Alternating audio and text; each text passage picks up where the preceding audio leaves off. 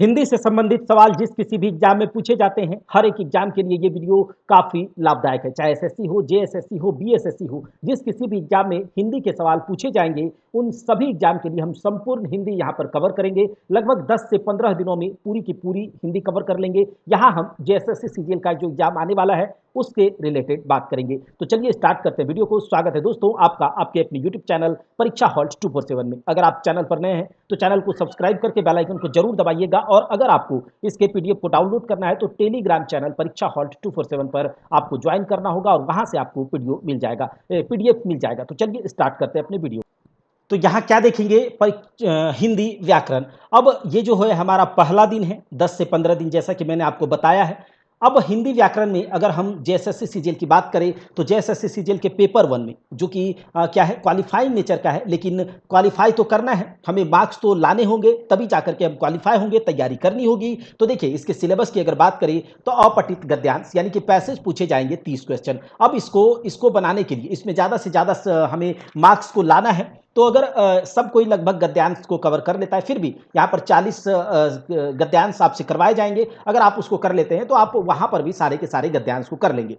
यहाँ पर हम बात करते हैं कि हम व्याकरण में क्या करेंगे और क्या पोर्शन हमें हिंदी में पढ़ना है। तो देख लीजिए, वर्ण विचार है, संज्ञा है, सर्वनाम है, क्रिया विशेषण, अव्यय, काल, लिंग, वचन, कारक, शब्द रचना, संधि, समास, उपसर्ग, प्रत्यय, शब्द युग्म, रस, छंद, अलंकार, वाक्य क्रम व्यवस्थापन, पर्यायवाची शब्द, विलोम शब्द, अनेकार्थी, समानार्थी। तो देखिए आज हमारा पहला क्लास है, इसी कारण से हम केवल एक टॉपिक को यहाँ पर कवर करेंगे। अगले क्लास से क्या होगा कि 4-4 टॉपिक, 5-5 टॉपिक को एक बार कवर कर लेंगे, जैसे कि संज्ञा, सर्वनाम, क्रिया विशेषण, अव्यय, या काल, लिंग, वचन, कारक, शब्द रचना, संधि, ये सब एक साथ हम लोग कवर कर लेंगे। 2 घंटे की वीडियो होगी लेकिन कवर कर लेंगे। साथ ही समास, उपसर्ग, प्रत्यय, शब्द युग्म, ये सब कुछ एक एक साथ कवर करेंगे। और एक वीडियो में, 1 या 2 वीडियो में पूरा का पूरा हमारा पर्यायवाची शब्द हो जाएगा, विलोम शब्द हो जाएगा, अनेकार्थी, समानार्थी, अनेक शब्द के एक शब्द, सामान्य अशुद्धियां, वाक्य भेद, मुहावरे, लोकोक्ति, ये सब हो जाएगा। तो चलिए स्टार्ट करते हैं वर्ण को। देखिए वर्ण आप लोग पढ़े भी होंगे पहले भी कि वर्ण क्या होता है। देखिए हम जिस भाषा में बात करते हैं, क्या करते हैं, हम जिस भाषा में बात करते हैं तो भाषा क्या होता है, बहुत सारे वर्णों से मिलकर के बना होता है। ठीक है, कोई हिंदी में बात करता है, कोई इंग्लिश में बात करता है, कोई खोरठा में, कोई भोजपुरी में, तो अलग अलग भाषा में सब कोई बात करता है। तो देखिए क्या होता है, भाषा के द्वारा हम अपने जो भी थॉट्स होता है कम्युनिकेट कर पाते हैं हम एक दूसरे से, लेकिन वो भाषा किससे मिलकर के बना है, तो वर्णों से मिलकर के बना है। तो इसका मतलब ये है कि वर्ण जो है, वर्ण को हम कह सकते हैं किसी भी भाषा या फिर ध्वनि का किसी भी एक सबसे छोटा यूनिट है, सबसे छोटी इकाई है जिसको फिर से तोड़ा नहीं जा सकता, जिसको काटा नहीं जा सकता, यानी कि एक स्वतंत्र रूप से ये एग्जिस्ट करता है। अगर यहाँ पर हम समझने की कोशिश करें तो आपके थाली में अगर कोई वैरायटी आ गया है, ठीक है, मान लिया कि आपकी थाली में चावल है, सब्जी है, दाल है, ठीक है, मिक्स वेज है, तो खीर है, तो अलग अलग जो व्यंजन आपके सामने आए हैं, तो क्या है कि खीर के अंदर क्या क्या पड़ा भाई, तो खीर के अंदर दूध पड़ा, चावल पड़ा, चीनी पड़ा, तो सब मिल करके हमने क्या बोला, खीर बोला। लेकिन खीर का जो एक एक यूनिट की अगर बात करें तो चीनी, ठीक है, उसके बाद दूध, इसे क्या है, इससे मिल करके खीर बना है। तो हम कह सकते हैं कि ये अगर इसको अलग अलग कर दिया जाए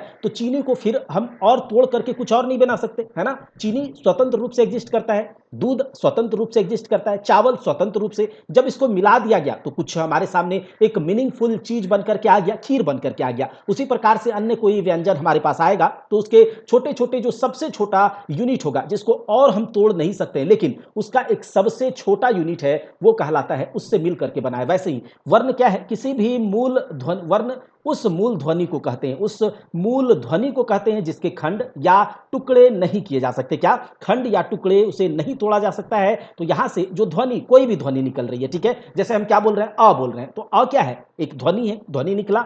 अब क्या अ को और तोड़ा जा सकता है क्या, नहीं। तो ये क्या हो गया, एक वर्ण हो गया। क्या हो गया, एक वर्ण हो गया। तो यहां से यही समझ गया कि वर्ण क्या होता है। देखिए वह सबसे छोटी ध्वनि जिसके टुकड़े नहीं किए जा सकते, वर्ण कहलाता है। फिर से उसे और शब्द में आप समझ सकते हैं कि भाषा की सबसे छोटी इकाई, भाषा जैसे कि मैंने आपको बताया कि बहुत सारे व्यंजन आपके पास पड़े हुए हैं, सब मिल करके एक व्यंजन, जैसे खीर में चीनी है, दूध है, पानी है, खीर है, तो सब अलग अलग कर दिया जाए तो एक सबसे छोटा यूनिट चीनी, उसके बाद दूध, सबका अलग अलग एग्जिस्टेंस है, तो उसको तो जो चीनी को अलग नहीं किया जा सकता, तोड़ा नहीं जा सकता, तो उसी प्रकार यहाँ पर भाषा का सबसे छोटा यूनिट जिससे मिल करके एक भाषा बनता है वो ध्वनि कहलाता है। और सबसे छोटी इकाई उस ध्वनि को क्या कहा जाता है? वर्ण कहा जाता है। जैसे अ है, ई है, व है, च, च क्या है? सबसे छोटा यूनिट है, ध्वनि का सबसे छोटा यूनिट है। जैसे कि च और आकार मिल करके, फिर च आकार मिल करके आप क्या बोले? चाचा बोले। तो ये क्या, चाचा में आप इसको तोड़ सकते हैं, चाचा को आप तोड़ सकते हैं अलग अलग, लेकिन च को नहीं तोड़ा जा सकता। ये क्या है? मूल ध्वनि है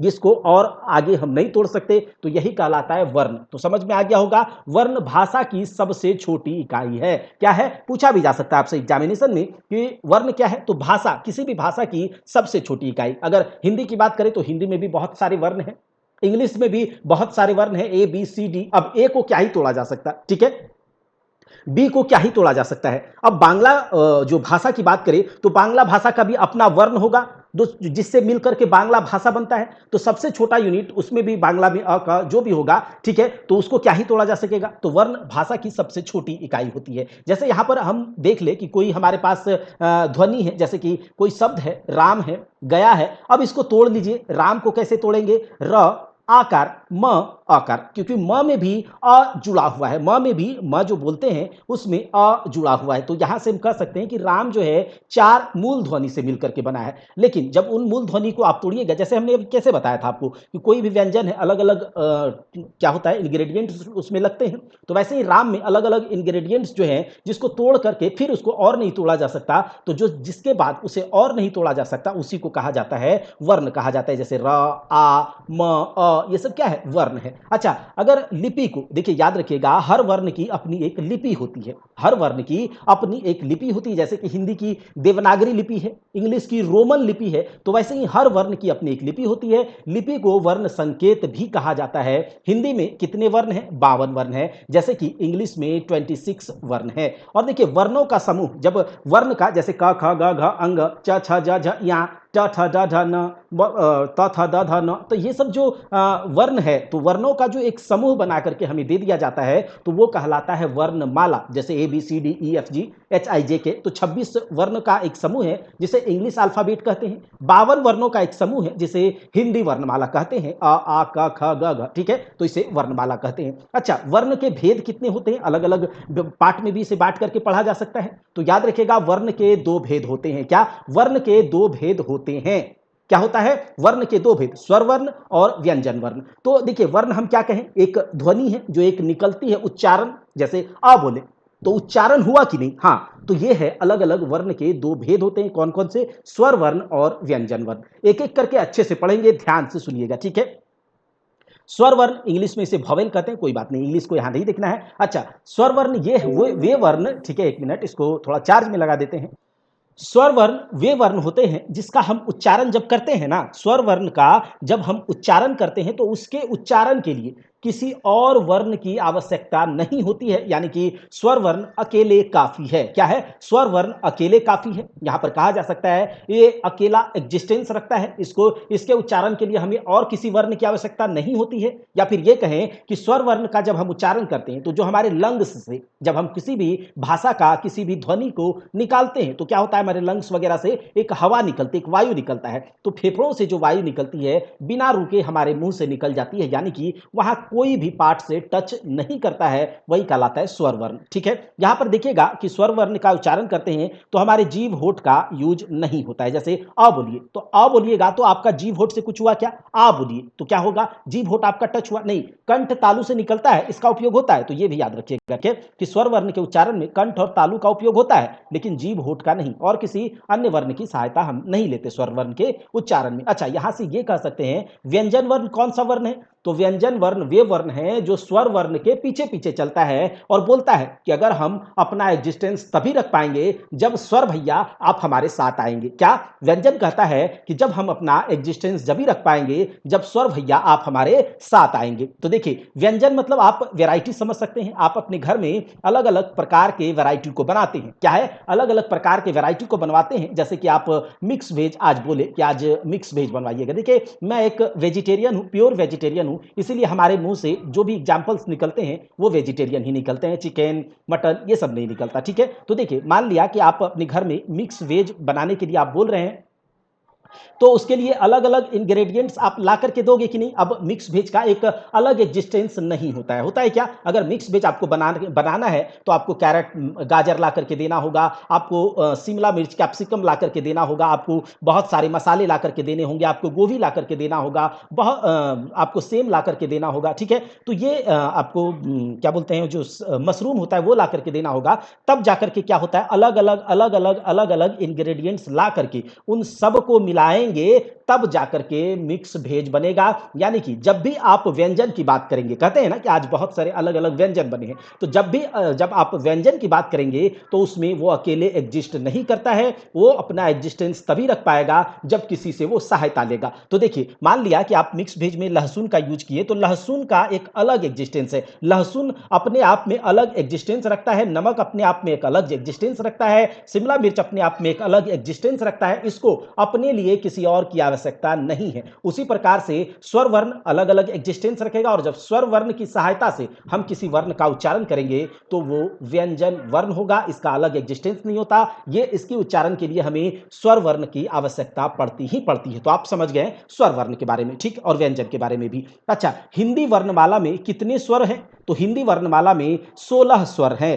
अ आ ई उ ए ओ औ अंग अह री री ली ली। तो देखिए ये अंग अह ना स्वर है ना व्यंजन है, आगे हम इसको बात करेंगे। ऐसे इसको हम इन जनरल बात कर लेते हैं कि ये स्वर वर्ण रखा जाता है, लेकिन अंग अह जो है स्वर वर्ण के अंदर ही अलग प्रकार से इसे पढ़ा जाता है, तो आगे हम लोग इसे देखेंगे। तो स्वर वर्ण हिंदी वर्णमाला में 16 स्वर है, याद रखिएगा। अ आ ई उ, ठीक है, ये हम ये हो जाएगा, तुषार कपूर बनना पड़ जाएगा, तो आप इसे देख लीजिएगा। ठीक है, अब देखिए स्वर के भी दो भेद होते हैं, स्वर के भी दो भेद होते हैं। एक मूल स्वर होता है, एक संयुक्त स्वर होता है। देखिए मूल स्वर, मूल मतलब क्या, पेरेंट, मूल मतलब क्या, पेरेंट, जहां से किसी भी चीज की उत्पत्ति होती है। मूल का मतलब जड़ होता है। क्या, मूल का मतलब जड़ होता है, जहां से किसी चीज की उत्पत्ति होती है, जो पूरी तरह से अपना एक अलग एग्जिस्टेंस रखता है, और उसी से, उसी मूल से, उसी ओरिजिन से किसी अन्य चीजों का जब उत्पत्ति होता है तो वो अलग चीज हो जाता है। तो मूल क्या है, मूल मतलब ओरिजिन। मूल स्वर,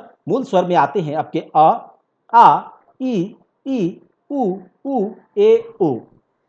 तो ये इतने मूल स्वर है, याद रखिएगा, 1 2 3 4 5 6 7 8। तो 8 आपके मूल स्वर हैं, यानी कि इसके लिए आप मतलब ये ना संयुक्त है, किसी अन्य स्वर के साथ मिल करके ये नहीं बने, ये अपना अलग एग्जिस्टेंस। ऐसे तो स्वर वर्ण अपना एग्जिस्टेंस अलग रखता ही है, इसके उच्चारण में हमें किसी और वर्ण की आवश्यकता नहीं होती। हाँ, कंठ, अगर अगर उच्चारण के स्थान की बात करें तो जीभ होठ का उपयोग नहीं होता, लेकिन कंठ और तालु का उपयोग होता है। ठीक है, तो 8 मूल स्वर हैं, और संयुक्त स्वर मतलब दो स्वर, जब दो स्वर मिल करके एक तीसरा स्वर बना दे, जब दो स्वर मिल करके, जब दो आदमी मिल करके एक तीसरा प्रोडक्ट बनाता है, तो ये दोनों क्या कहलाता है, मूल कहलाता है, और ये कहलाता है प्रोडक्ट। यानी कि संयुक्त रूप से ये दोनों मिल करके इस तीसरे का क्या है, पेरेंट हुआ है। ये तो ये जग जाहिर है, ये क्या है, जग जाहिर है। जैसे भारतीय मूल का कोई व्यक्ति अमेरिका चला जाता है तो क्या कहलाता है, इसका मूल कहां है, ये भारत का है, मतलब भारत इसका पेरेंट हो गया, पेरेंट और कंट्री हो गया, मूल कंट्री इसका भारत है, और ये जाकर के यहां पर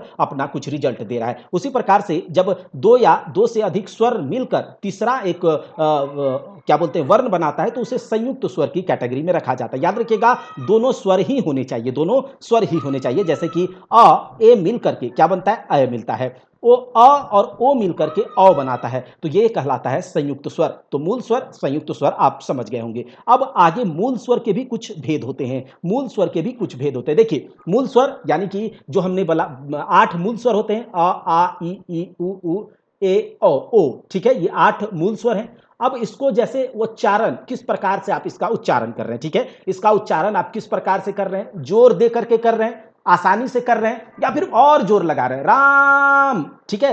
तो इस प्रकार से अगर आप उच्चारण कर रहे हैं तो उच्चारण के यानी कि उच्चारण के दृष्टि से आप इसका उच्चारण कैसे कर रहे हैं, हल्का से कर रहे हैं, धीरे से कर रहे हैं या ताकत लगा के कर रहे हैं, तो इससे क्या होता है, मूल स्वर को 3 भाग में बांट दिया गया। एक क्या होता है, हर्स्व स्वर, ठीक है, दीर्घ स्वर और प्लुत स्वर। याद रखिएगा मूल स्वर को 3 भागों में बांटा गया है। हमारे साथ बोलिए, हर्स्व स्वर, दीर्घ स्वर और प्लुत स्वर। अच्छा, हर्ष का मतलब क्या होता है, शॉर्ट ववेल्स। इस जैसे देखिए हर्ष स्वर के उच्चारण में जब आप हर्ष स्वर का उच्चारण करते हैं तो आपको कम टाइम लगता है। याद रखिएगा हर्ष स्वर के उच्चारण में आपको कम टाइम लगता है। जब आप बोलेंगे हर्ष स्वर तो आपको कम टाइम लगेगा। जैसे अ, आ, उ, री, बहुत जल्दी, मतलब बहुत जल्दी आप बोल दिए तो वो क्या है, मूल स्वर। मूल स्वर के कैटेगरी में हम इसको रखे हैं, ठीक है, इसी और किसी और चीज से मिलकर के नहीं बना है।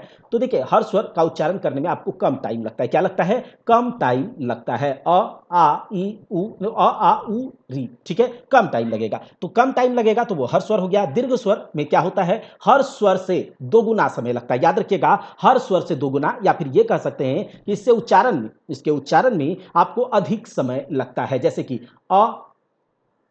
हर सही, दुर्ग उ, क्या है, दीर्घ उ। एक होता है आपका क्या बोलते हैं उ, और एक होता है दीर्घ उ। ए है ना, ओ, औ, तो ये सब क्या है, इसमें आपको थोड़ा टाइम लगा, आपने इसमें टाइम लगाया। जब उच्चारण आपने का आप कर रहे हैं तो इसमें टाइम लग रहा है, तो ये दीर्घ स्वर हो जाता है, ठीक है। याद रखिएगा ये जो दीर्घ स्वर है ना भैया, ये दीर्घ स्वर, इसका उच्चारण करने में आपको क्या लगा, टाइम लगा, ठीक है। इसके उच्चारण में आपको टाइम लगा। तो दीर्घ स्वर 2 शब्दों से मिलकर के बना होता है। क्या, 2 शब्दों से मिलकर के बना होता है। जैसे अ और अ से मिलकर के बना है।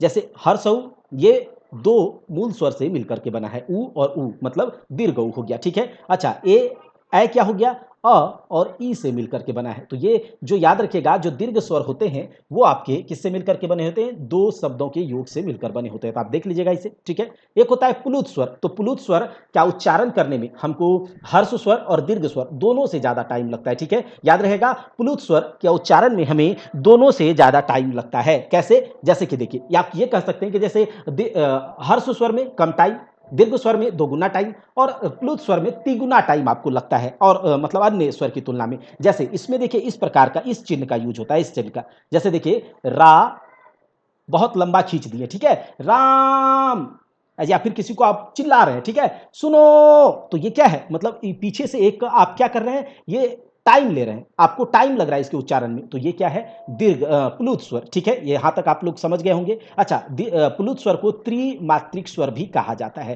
त्रिमात्रिक स्वर भी कहा जाता है। हिंदी में साधारणतः प्लुत का उपयोग नहीं होता है, वैदिक भाषा में प्लुत स्वर का उपयोग होता था। अच्छा, एक आ गया स्वर में ही आयोगवाह, एक आयोगवाह वर्ण होता है। अच्छा, आयोगवाह वर्ण कौन सा वर्ण है, तो बस इतना याद रखिएगा, अंग और अह स्वर वर्ण में ही रखा गया है, लेकिन और अगर इसको कैटेगराइज करें तो इसको आयोगवाह में रखा जाता है। आयोगवाह, अयोगवाह का मतलब अयोगवाह मतलब जिसका योग नहीं है, ठीक है, जिसका योग नहीं है। तो याद रखिएगा अंग को अनुस्वार और अह को विसर्ग कहा जाता है। क्या, अंग को अनुस्वार और अह को विसर्ग कहा जाता है। देखिए हिंदी वर्णमाला में ऐसे वर्ण जिनकी गणना न तो स्वर में करी जाती है और ना ही व्यंजन में करी जाती है, उनको अयोगवाह कहा जाता है। याद रखिएगा अयोगवाह। और अंग अह, ये याद रखिएगा, इंपॉर्टेंट है, क्वेश्चन पूछा जा सकता है। अंग और अह स्वर वर्ण है या फिर व्यंजन वर्ण, तो ना ये स्वर है ना ये व्यंजन है, ये अयोगवाह की दृष्टि में कैटेगरी में रखे जाते हैं। अयोगवाह 4 प्रकार के होते हैं। एक अनुनासिक होता है, अनुनासिक, एक होता है अनुस्वार, एक होता है विसर्ग और एक होता है निरअनुनासिक, निरनुनासिक ऐसे कर सकते हैं। तो याद रखिएगा अनुनासिक चंद्र बिंदु आप देखे होंगे, ठीक है, अनुस्वार अनुस्वार ये बिंदु जो होता है इसके ऊपर, और विसर्ग तो आप जानते हैं ये 2 बिंदु, और निरअनुनासिक। तो देखिए इसके बारे में हम देख लेते हैं कि निरअनुनासिक क्या है, अनुस्वार क्या है, विसर्ग क्या है और निरअनुनासिक क्या है, आपको यहां से समझना है केवल। देखिए जब हम कोई ध्वनि का उच्चारण करते हैं, ठीक है, जब हम किसी भी ध्वनि का उच्चारण करते हैं, किसी भी ध्वनि का, जैसे कि और अगर उस ध्वनि के उच्चारण में हमारा जो हवा है वो नाक और मुंह दोनों से निकले। नाक याद रखिएगा अनुनासिक है, मतलब नाक से भी और मुंह से भी, अनुनासिक नाक से भी और मुंह से भी, याद रखिएगा नाक से भी और मुंह से भी। तो उस प्रकार का जो ध्वनि का उच्चारण होता है उसे अनुनासिक कहा जाता है, और उसका जो सिंबल है वो इस प्रकार से चंद्र बिंदु जिसको कहा जाता है। जैसे कि गांव, आप बोलिए हमारे साथ गांव, तो गांव बोलिएगा तो हवा जो है मुंह से भी निकला और नाक से भी। देखिए गांव तो नाक से भी निकला मुंह से भी निकला, दांत नाक से भी मुंह से भी, आंगन देखिएगा नाक से भी निकल रहा है, मुंह से भी। सांचा, तो इस प्रकार से जो है ये नाक से भी और मुंह से भी इसका स्वर इसका ध्वनि निकलता है। अनुस्वार जिसका कि हवा केवल नाक से निकलता हो, अनुस्वार जिसका हवा केवल नाक से निकलता है, जैसे अंगूर, देखिएगा आप बोल के देखिए तो हमारे साथ, अंगूर, देखिएगा अगर अंगूर बोलिए और गांव बोलिए तो मुंह से भी निकल रहा है, नाक से भी निकल रहा है, तो अनुनासिक। अंगूर तो केवल नाक से निकल रहा है, याद रखिएगा, अंगूर अनुस्वार केवल नाक से निकल रहा है। अंगद तो केवल नाक से, हवा केवल नाक से निकल रहा है, ठीक है। कंकन तो ये केवल नाक से, तो अनुस्वार हो जाएगा। अच्छा, विसर्ग क्या है?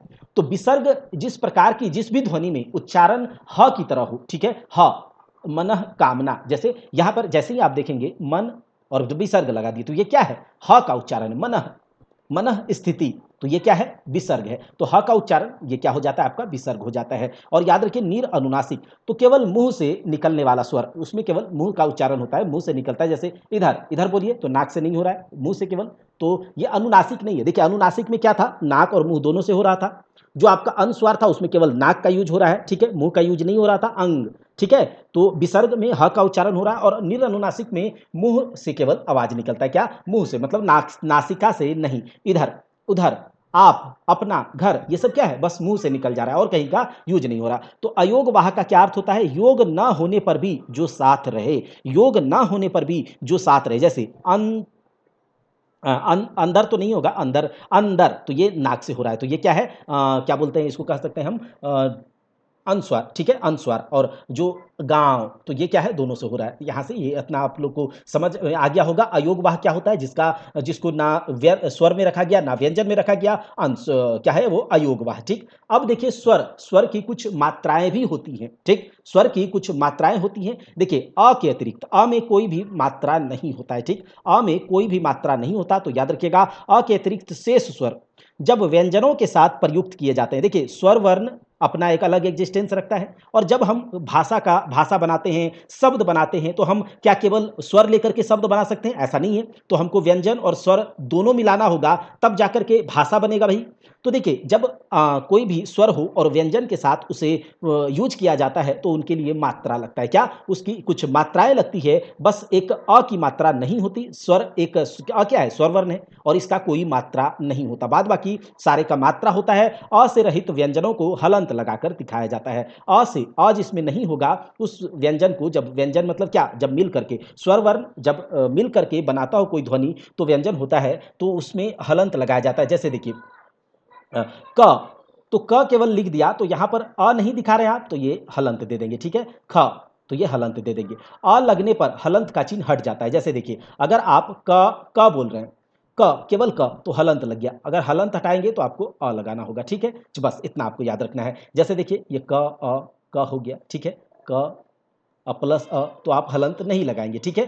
अगर ख, केवल ख दिए हैं तो हलंत है, तो अ नहीं लगा है, अब जो दोनों को लगा दिए तो यहां से हलंत हट जाएगा, ठीक। चलिए अब क्या है? अ का कोई सिंबल नहीं है, अ का कोई सिंबल नहीं है, लेकिन देखिए आ का सिंबल है क्या? स्वर वर्ण में आ का सिंबल है, तो हम लोग जानते हैं। जैसे क और का लिखना है तो हम कैसे करते हैं? क्या क के बाद आ लिखते हैं? क्या क के बाद आ लिखते हैं? जबकि आ ये होता है, नहीं, हम उसका एक सिंबल देते हैं का।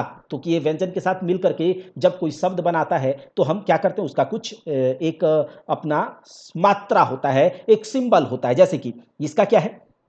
ये आपका क्या है? हर सही, हर सही। तो हर सही का सिंबल इस तरह का है, ठीक है, हर सही का सिंबल इस तरह का है। दीर्घई, ठीक है, ये इस तरह से आप कह सकते हैं, हर सही, दीर्घई, ठीक है। उसके बाद देखिए हर सौ, दुर्गौ, ये सब सिंबल आप जानते होंगे, ठीक है। इस प्रकार से री का सिंबल इस तरह से, जैसे देखिए आप यहां से लिखते हैं तृष्णा, क्या लिखते हैं? तृष्णा। तो ये तो नहीं कि री यहां पर लिख दिए त के बाद इसका सिंबल दिए हैं ये, ठीक है। जैसे आप लिखते हैं क, तो आप कै का कैसे लिखते हैं? कै ऐकार, मतलब ये तो नहीं है कि आप ऐकार लगा देते हैं इसके बाद, एक सिंबल है, तो सबका अपना सिंबल है। अंग का सिंबल अनुस्वार, अह का सिंबल विसर्ग, औ का सिंबल ये, तो ये एक स्वर वर्ण का अपना सिंबल होता है। अब आगे देखिए व्यंजन हम देखेंगे। व्यंजन जो हमने अभी बताया कि व्यंजन का अपना कोई एग्जिस्टेंस नहीं होता, ये अपना उच्चारण के लिए ये किससे मदद मांगता है? स्वर से मदद मांगता है। तो व्यंजन तीन प्रकार का होता है, याद रखिएगा व्यंजन तीन प्रकार का होता है। बहुत ध्यान से सुनिएगा। एक होता है स्पर्श व्यंजन, एक होता है अंतस्थ व्यंजन और एक होता है उष्म या संघर्षी व्यंजन। देखिए नाम से पता चल रहा है व्यंजन का, ठीक है, नाम से पता चल रहा है कि ये किस किस टाइप का व्यंजन होगा।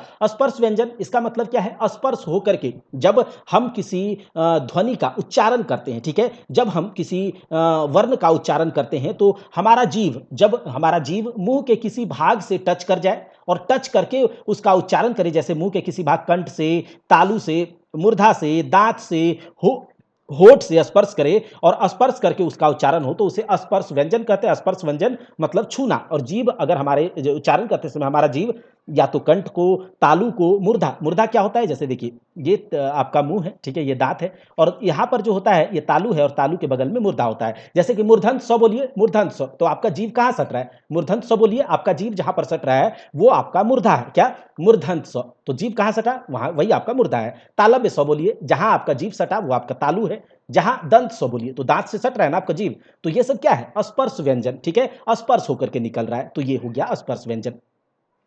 आगे देख लेते हैं, स्पर्श व्यंजन को हम वर्गीय व्यंजन भी कहते हैं, क्या, वर्गीय व्यंजन भी कहते हैं। जिस किसी भी ध्वनि का उच्चारण हम करते हैं, किसी वर्ण का उच्चारण करते हैं और हमारा जीभ मुंह के किसी न किसी भाग से टच करके उसका उच्चारण करवाती है तो वो स्पर्श व्यंजन होते हैं, ठीक है, इसे वर्गीय व्यंजन भी कहते हैं। और उच्चारण स्थान के उच्चारण का देखिए, जहां से उसका उच्चारण होता है, ठीक है, जैसे तालव्य, तालव से सट के उच्चारण हो रहा है तो वो तालव्य स हो गया, तो ताल उच्चारण स्थान के साथ मिलाकर के उसको बोला जाता है। देखिए स्पर्शी वर्गीय व्यंजन 25 तरह के व्यंजन हैं, जैसे कि इसको रखा गया है क वर्ग स्पर्शी व्यंजन में वर्गीय व्यंजन कहते हैं, और उसको इस प्रकार से बांटा जाता है वर्गीय व्यंजन इसीलिए क्योंकि उसको वर्गों में, कैटेगरीज में बांटा गया है। 25 प्रकार के होते हैं, देख लीजिए, क वर्ग है, च वर्ग है, ट वर्ग है, त वर्ग, प वर्ग। इसको इस प्रकार से कह सकते हैं कचट तप, क्या, कचट तप, कचट तप, क वर्ग, च वर्ग, ट वर्ग, त वर्ग, प वर्ग। क वर्ग में क्या क्या क्या आता है, क ख ग घ अंग, तो पांच पांच है, देखिए पांच है और पांच का पांच पांच, तो 25 व्यंजन आ गए आपके स्पर्श व्यंजन में। याद रखिएगा 25 व्यंजन आ गए आपके स्पर्श व्यंजन में,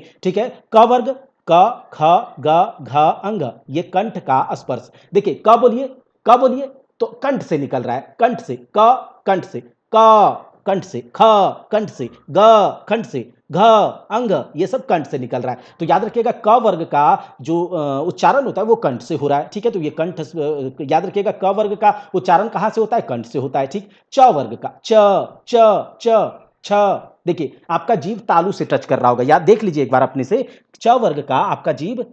अब ये जो ट वर्ग है तो आप बोलिए हमारे साथ, ट ठ ड ढ न, कहां पर सटता है आपका जीव, कहां सट रहा है, तो देखिएगा जिस जगह पे सटता है वही आपका क्या है, मूर्धा है, क्या है, मूर्धा है। ट ठ ड ढ, मतलब देखिएगा ये आपका टीथ्स है, ठीक है, टीथ्स के बगल में आपका तालू ऊपर में और उसके बगल में टच कर रहा होगा, देखिए ट ठ ड यहां पर टच कर रहा है, तो ये आपका मूर्धा है। और ट वर्ग जो है मूर्धा को टच करके इसका उच्चारण होता है। त वर्ग देखिए, त दांत में टच कर गया, थ दांत में टच कर गया, द दांत में टच कर गया, तो त वर्ग दांत से इसका उच्चारण होता है। और प वर्ग, प फ ब भ म, देखिए सब आपका लिप्स से यानी कि होठों से स्पर्श करते हुए इसका उच्चारण होता है। तो क वर्ग कहां से, कंठ से, च वर्ग कहां से, तालू से, च वर्ग तालू से, ट वर्ग मूर्धा से। कचट, क कंठ से निकला, कचट, क कंठ से, यहां से देखिएगा इसका समझिएगा हायरार्की, क कंठ से निकला, उसके बाद किसके पास चला गया, तालू के पास, च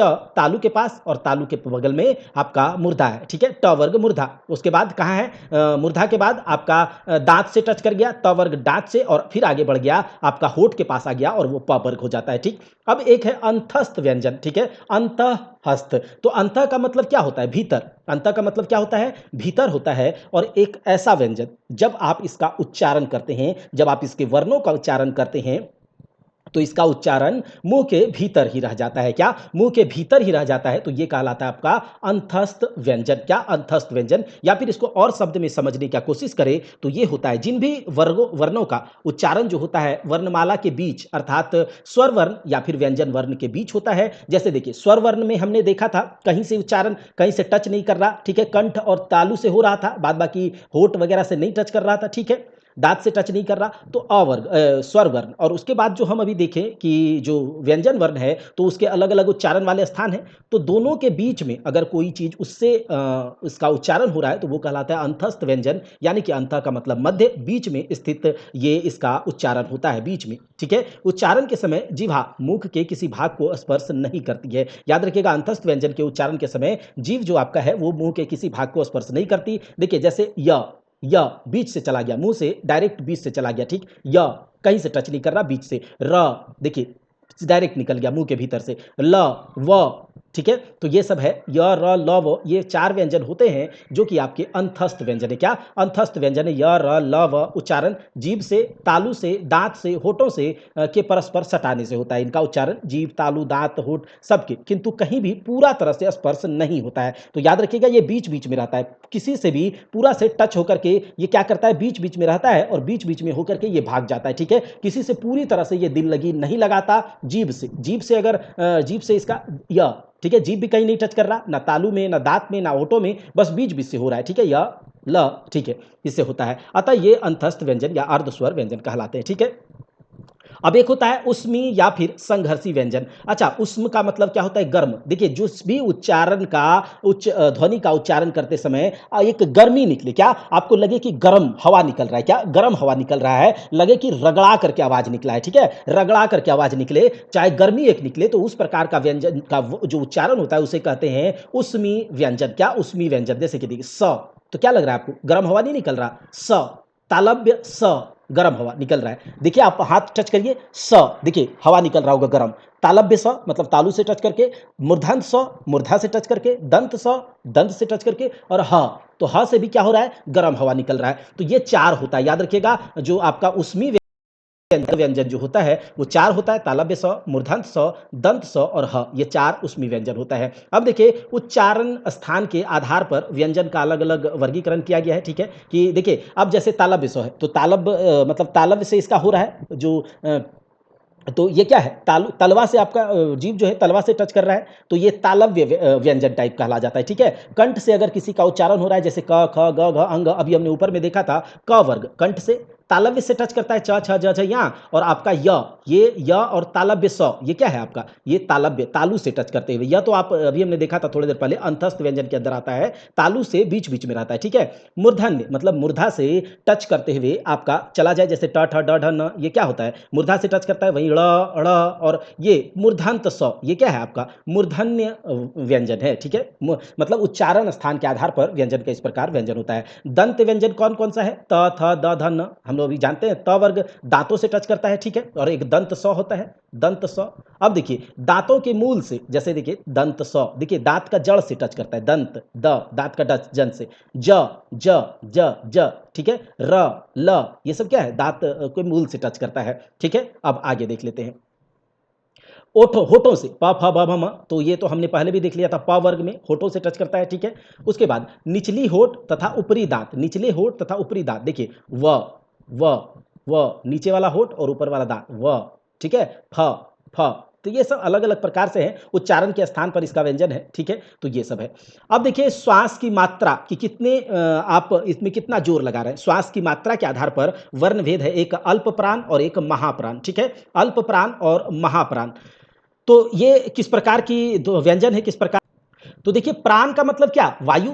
प्राण का मतलब क्या? वायु। अब आप जिस भी वर्णों का उच्चारण कर रहे हैं, जिस भी व्यंजन या वर्ण का उच्चारण कर रहे हैं, ध्वनि का उच्चारण कर रहे हैं, और उसमें अगर कम हवा निकले, ठीक है, कम हवा निकले, थोड़ा हल्का धीमा हवा निकले, तो वो कहलाता है अल्प प्राण का व्यंजन। ठीक है, और जब हवा ज्यादा निकलता है तो महाप्राण। बस यही है। ठीक है, जैसे देखिए कहा जा रहा है जिन भी व्यंजन के उच्चारण में मुख से कम हवा निकलती हो उसे अल्प प्राण कहलाते हैं। और ये देखिए क, ग, ग ड अंग, ज या, ट ड, ये सब में कम हवा निकलता है, ये सब क्या है? अल्प प्राण। और ये जो अंतस्थ व्यंजन है य र ल व, ये भी अल्प प्राण है। आगे देखिए महाप्राण, जैसे कि ज्यादा हवा निकलता है। ठीक है, जैसे देखिए ख ख ग छ, तो ये सब क्या है? थोड़ा जोर लगाना पड़ रहा है, ज्यादा हवा निकलता है, थोड़ा दम लगाना पड़ता है। झ ट ठ ढ थ थ, देखिए जिसमें एक तरह से कह सकते हैं अगर ह जैसी ध्वनि निकले, लास्ट में ह थोड़ा सा दम लग रहा है, थ, तो क्या है? थ ख, तो जैसे ह जैसी ध्वनि निकलता है एक तरह से। अगर आप उसको इंग्लिश में लिखिए और लास्ट में अगर एच लग रहा है,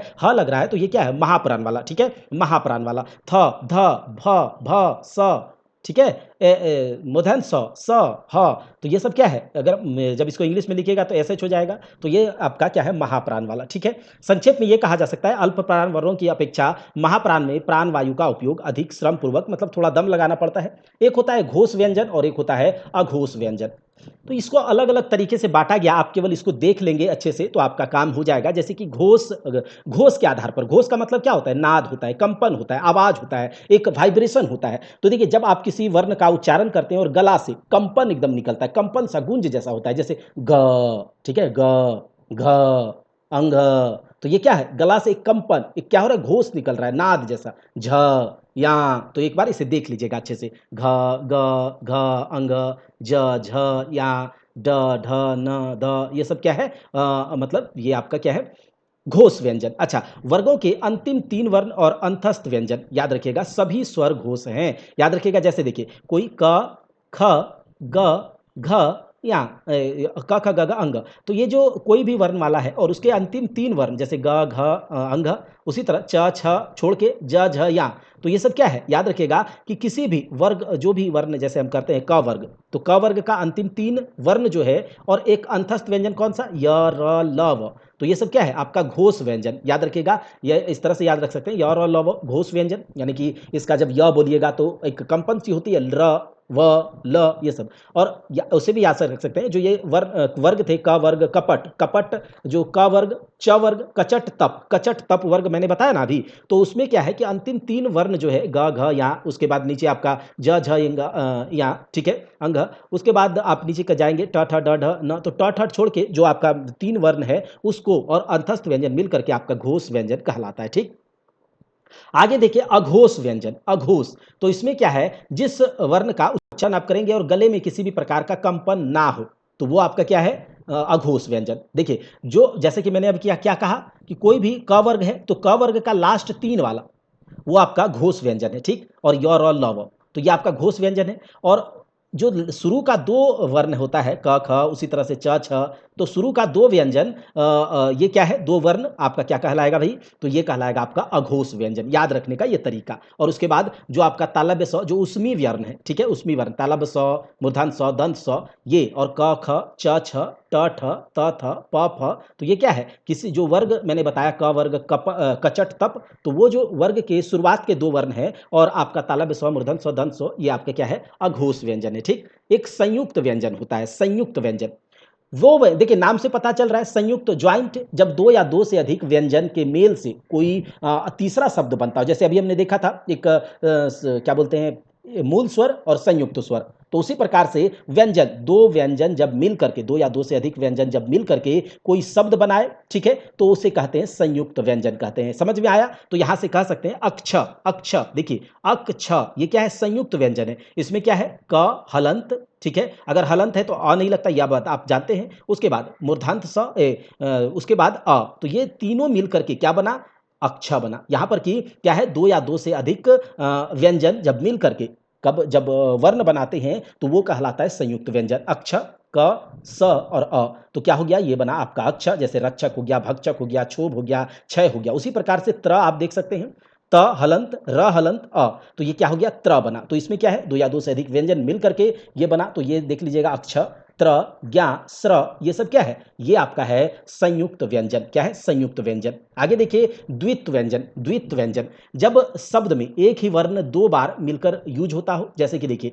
बिल्ली, अब इसमें क्या है, ल, और ल में एक ल और जुड़ गया, पक्का में क में और क जुड़ गया, तो ये द्वित्व प्रयोग होता है, 2 बार प्रयोग हो जाए, एक ही वर्ण में, एक ही अक्षर में 2 बार वर्णों का यूज हो जाए, ठीक है, तो ये कहलाता है आपका द्वित्व व्यंजन, ठीक है। संयुक्त अक्षर व्यंजन, संयुक्त अक्षर, तो संयुक्त अक्षर क्या है भाई, जब एक स्वर रहित व्यंजन, स्वर रहित व्यंजन, ठीक, और अन्य स्वर रहित व्यंजन से मिलता है तब वह संयुक्त अक्षर कहलाता है। क्या कहलाता है, संयुक्त अक्षर कहलाता है। देखिए एक तो स्वर रहित, स्वर रहित मतलब क हलंत है तो इसमें स्वर आया क्या, नहीं, क्योंकि क हलंत हो गया तो अ तो नहीं लगाएंगे, ठीक है, और त, तो त तो खुद एक व्यंजन है। तो जब केवल दो व्यंजन के मिलने से, जब कभी दो व्यंजन के मिलने से कोई क्या बोलते हैं स्वर बनता है या फिर जो वर्ण बनता है, जो अक्षर बनता है, तो वो कहलाता है आपका संयुक्त अक्षर। क्या बनता है? संयुक्त अक्षर। याद रख लीजिएगा, जैसे कि क हलंत त, तो ये क्या होता है?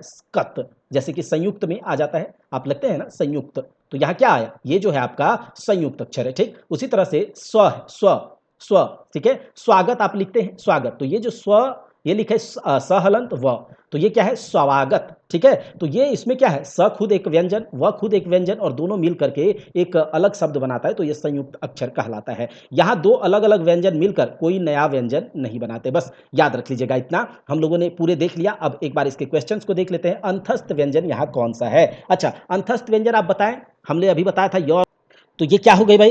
ये हो जाएगा य र ल व स व, तो ये सब है आपका अंतस्थ व्यंजन। ओ का उच्चारण कहाँ से होता है? ओ का उच्चारण कहाँ से होता है? तो ये आपके कंठोष्ठ से होता है। कहाँ से? कंठोष्ठ, ओ, है ना। अब देखिए च छ का वर्ण का उच्चारण स्थान कौन सा है? तो च वर्ग का उच्चारण हमने अभी बताया था आपको, तालव्य, ठीक है, तालु से होता है च वर्ण का उच्चारण, च वर्ग का। कचट, कचट तप बताया था अभी, तो ये हो जाएगा। हिंदी वर्णमाला में वर्णों की कुल संख्या 52 है। हिंदी वर्णमाला में स्वर की कुल संख्या कितना है भाई? तो हिंदी वर्णमाला में स्वर की कुल संख्या कितनी? तो 11 है। कितना? 11 है। और आप डिटेल में अगर इसको देखेंगे, हिंदी वर्णमाला में स्वर की संख्या, अभी मैंने आपको बताया था ऊपर में कि 16 है, जिसमें कि अंग अह भी जोड़ा जाता है। तो अगर एक कॉम्पैक्ट रूप से देखा जाए तो 16 हिंदी वर्णमाला में स्वर की संख्या है। ठीक है, आगे देखिए स, तालव्य स और ह किस प्रकार का व्यंजन है? तो अभी हमने देखा उष्म, इसमें गर्मी निकल रहा है तो उसमें है। व का उच्चारण कैसे होता है? व का उच्चारण कैसे होता है भाई? तो व का उच्चारण होता है आपका कहाँ से? तो दंतोष्ठ से। कहाँ से? दंतोष्ठ, मतलब कि व दांत से, दांत से, दांत और होठ से, दांत और होठ मिल करके व, तो दांत और ओठ से, अभी हमने ऊपर में बताया था, दांत और ओठ के मिलने से व का उच्चारण होता है, और ये अंतस्थ व्यंजन का भी उदाहरण है। ठीक है, अक्ष, त्र, ज्ञ, स्र, ये क्या कहलाते हैं भाई? तो ये कहलाते हैं आपके संयुक्त व्यंजन। अभी हमने ऊपर देखा। संस्कृत वर्णमाला में यह व्यंजन नहीं है। तो कौन से व्यंजन संस्कृत वर्णमाला में नहीं है? तो देखिएगा, ये र, ड़, ये संस्कृत वर्णमाला में नहीं है। बाद बाकी थ, या, झ, त्र, स्र, ड, अंग, ये सब है। तो ये ड़ जो है ये संस्कृत वर्णमाला में नहीं है। हिंदी वर्णमाला में कितने संयुक्त व्यंजन है? तो ऊपर में हमने अभी देखा था कि हिंदी वर्णमाला में जो है संयुक्त व्यंजन 4 है, अक्ष, त्र, ज्ञ और अक्ष, त्र, ज्ञ और स्र। तो ये क्या है? हिंदी वर्णमाला में 4 संयुक्त व्यंजन है। तो हमने पूरा वर्ण विचार अच्छे से देख लिया। ठीक है, वर्ण को अच्छे से देखा है। इसके बाद क्या होगा, एक जैसे आज पहला क्लास था तो हम लोगों ने एक ही क्लास को देखा। इसके बाद संज्ञा, सर्वनाम, काल, कारक, ठीक है, थोड़ा ज़्यादा टॉपिक करके हम लोग व्याकरण को कवर करेंगे। उसके बाद जो वोकैब टाइप से है ना, जैसे कि विलोम शब्द, विपरीतार्थक शब्द, पर्यायवाची शब्द, उसको एक बार उसको कर लेंगे, डिटेल में अच्छे से कर लेंगे, ताकि कहीं से क्वेश्चन ना छूटे, और गद्यांश कर लेंगे। तो हमारा पूरा का पूरा हिंदी का तैयारी हो जाएगा। अगर वीडियो अच्छा लगा है तो लाइक कीजिएगा, और ज़्यादा से ज़्यादा दोस्तों में शेयर कीजिएगा। किसी भी एग्जाम की आप तैयारी कर रहे हैं, उन सभी एग्जाम की तैयारी यहाँ पर बहुत अच्छे कंटेंट के साथ कराई जा रही है, और आगे कराई जाएगी। आप लोगों के सपोर्ट के ऊपर है। आप लोगों के सपोर्ट के बाद ही यहाँ पर सारी की सारी क्लासेस रेगुलर तरीके से चलेंगी। चलिए, जय हिंद, जय भारत, मिलते हैं।